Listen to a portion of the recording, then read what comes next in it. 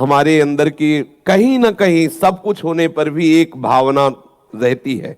जहां जन्म होता है जिस शरीर का, वो एक संस्कार रहता है। तो पंडिताई का संस्कार बस सब कुछ होने पर, संन्यास और उत्साह होने पर भी वो इतना थोड़ा सा रहता है कि ऐसा। गुरुदेव भगवान की कृपा से उसका नाश हुआ। दंडोती परिक्रमा लग रही थी, अन्योर में आदेश हुआ कि माधुकरी मांग के लाओ। तो माधुकरी मांगने गए।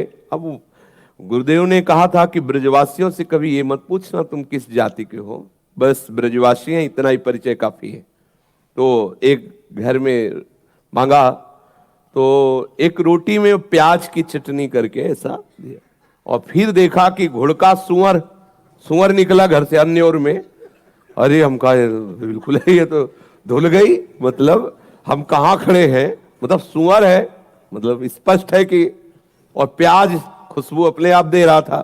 तो थोड़ा ऐसे करके गए, दूसरे घर में नहीं मांगा। और गुरुदेव भगवान एक लता के नीचे बैठे, दंडोती परिक्रमा में शिथिलता आ ही जाती है। हम कहा महाराज जी, ये सुअर निकलने से पता चला कि चातुर्वर्ण के अंतर्गत है नीचे, और ये जो रोटी इसमें प्याज, तुम्हारा जी एकदम सहज भाव में। तो क्या हुआ? वो तो क्या हुआ, वो हमारा जो अंदर था ना, उसका पूरा ऑपरेशन कर दिया। बोले इस रोटी को हैंड पाइप में धोया, बोले आधी हमें लो आधी आप लो। और भी रोटियां फिर मांग के लाए, और जब आधी पाई, उसी दिन से जो कुछ था ना, वो पूरा का पूरा साफ हो गया है हृदय से। तो ब्रजवासियों के प्रति नहीं। हमने देखा है, एक दिन नंदगांव में नंदलाला के दर्शन किए, 12-12:30 बजे होंगे, उतरे। गुरुजी बहुत लीला विहारी, बहुत ही छुपे हुए महापुरुष हैं।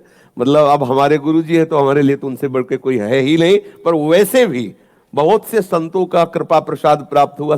बच्चापन से बाबा जी हैं तो गंगा किनारा, यमुना किनारा सब भ्रमण ही करते रहे ना, तो बड़े बड़े सिद्धों का संग हुआ है। लेकिन गुरुदेव जी जो रस सिद्ध, जिस रस के, वो अद्वितीय है, अद्वितीय। तो ऐसे कारीगर है कि उनके हाथ में पड़ा हुआ कोई बिगड़ तो सकता ले। पता नहीं कौन सा संकल्प उनका काम कर रहा था।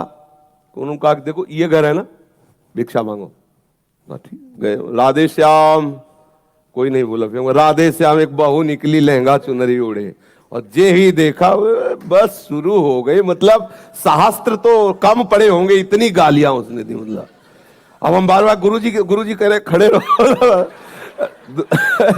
जो कुछ तुम्हारे अंदर वो धुल जाए पूरा, बोले खड़े रहो। तो फिर वो शुरू हुई, न जाने क्या क्या, मतलब एकदम। फिर हम खड़े रहे तो गुरुजी ने ऐसे इशारा किया कि फिर बोलो। उनका राधे श्याम, तब सांस निकली, बोली एरी ऐसे नहीं मानेगो, दे दे रोटी दे दे। वो घी की चिपड़ी रोटी लाई, ले ऐसे झोली में डाली। हम कहा गुरुजी रोटी मांगना तो बहुत आफत है। बोले ये ब्रजवासियों का कृपा प्रसाद है, सच्चा देहाभिमान नाश इन्हीं से होता है। बोले ब्रज, यहाँ के जो संत जन माधुकरी मांगते उसका कारण है ये ब्रजवासी जन उतार के रख देते। जितना फुलरा होता ना, हम तपस्वी त्यागी और उनको कोई अपराध नहीं लगता, क्योंकि वो भगवत पार्षद है, वो भगवत पार्षद है। उनको कोई अपराध थोड़ी कि साधु को कह रहे सारे हरामी मोटे सुअर मांगने आ रहा, तेरे को शर्म, ये सब होता है, ये सब चलता है।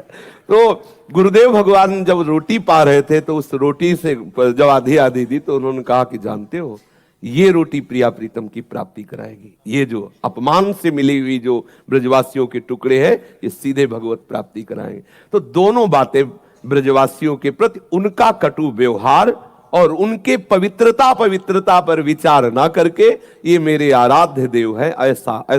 और फिर अब हमारे मन में आया कि अब बरसाना ठीक है, नंदगांव बहुत कड़ुआ है। अंदर आया, गुरुजी से तो नहीं कहा, पर अंदर बात आई कि लाडली जी के गांव में कभी कोई नहीं गाली देता। वहां तो और बाबा रुक और ले ले, सब्जी ले ले और रोटी। हमका यहाँ बड़े अक्खड़ हैं ब्रजवासी नंदगांव के। तो सुनो, जब अगली बार नंदगांव गए तो जानते हो ऐसा प्यार दिया एक ब्रजवासी ने नंदगांव के कि हम कैसे बताएं। जैसे पहले से इंतजाम हो, पीढ़ा बिछा के बैठाल को पूरा भोर। तो अंदर से रोए कि प्रभु हम आपके जनों को जान नहीं पाए। हम तो सोच रहे थे आगे बहुत कड़वे लोग हैं, बहुत प्यारे। ये जितने भी ब्रज 84 कोष के अंतर्गत है, ये वास्तविक सच्चिदानंद प्रभु के निज पार्षद है। माया का पर्दा लगा जिससे हम जान न पाए। और यहाँ के पानी में गाली का प्रभाव होता है, यहाँ के पानी में है। अगर वाणी में माँ बहन की गाली ना आई तो असली ब्रजवासी है नहीं, पक्का समझ लिया। अगर असली ब्रजवासी की पहचान देखनी है और उसको छेड़ दो तो चाहे तुम जितने बड़े परमहंस हो, 2-4 गाली तो दे ही देगा वो, समझ लेना पक्का ब्रजवासी का खून है। उसे छेड़ दो थोड़ा, हट तो जैसे सारे बहन और माँ की, और फिर ऐसे वो धुल के रख दे, पक्का ब्रजवासी। आप गांव के ब्रजवासी छोरों को देखो, वो आपस में बात करते हैं, तब देख लो भाई भाई से बात कर रहे हैं तो भी 10-5 बार तो निकल ही जाएगा। इस पानी का प्रभाव है कि वाणी में कठोरता का वर्णन, और हृदय इतना द्रवित है पूछो मत, सच्ची बात मानना। ये साक्षात प्रिया प्रीतम के पास, जहां 10-20 बच्चे बच्चियां खेलती हुई मेरी लाडली लाल जरूर वहां खेल रहे होंगे। ब्रजवासी बच्चों से मतलब प्रेम, उनको प्रणाम करना, उनको दुलार करना, सीधे लाडली लाल को रिझाना है। ये ब्रजवासी जन बड़े बड़े सिद्धों ने इनकी रोटी पा करके प्रिया प्रीतम का साक्षात्कार किया। आज भी हमारे सदगुरुदेव भगवान ब्रजवासियों का ही अन्न पाते हैं। तेहरा गांव में आप स्वयं जाते हैं और वहां जाकर भिक्षावृत्ति करते हैं, साल भर के लिए तो अन्न आ जाता है, और उसी अन्न से आज भी गुरुदेव, कुछ समय पहले तक ऐसा था, हम लोग भी मांग के लाए हैं चून, आदेश होता तो जाते थे, पूरे गांव से थोड़ा थोड़ा चून मांग के लाए, उसी से गुरुदेव आज भी अपने उदर में ब्रजवासियों का। पंडित रामकृष्ण बाबा बड़े बड़े सिद्ध हुए इन्हीं ब्रजवासियों की जूठन से। कभी इनके प्रति ऐसा भाव न करे कि जूता पहने या बीड़ी पी रहे हैं या नहाए हैं कि नहीं नहाए, ये भगवत स्वरूप है। किस जाति के ये भी नहीं देखना। जो हमें महापुरुषों से सुनने को मिला, श्री हरिराम व्यास जी कह रहे, व्यास बड़े तेई जना ब्रजते अनत न जाही, वृंदावन के स्वपच लो जूठन मांग ही खाई।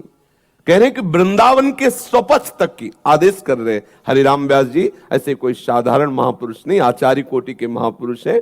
वो कह रहे व्यास मिठाई विप्र की तामे लागे आग, वृंदावन के स्वपच की जूठन खइए मांग।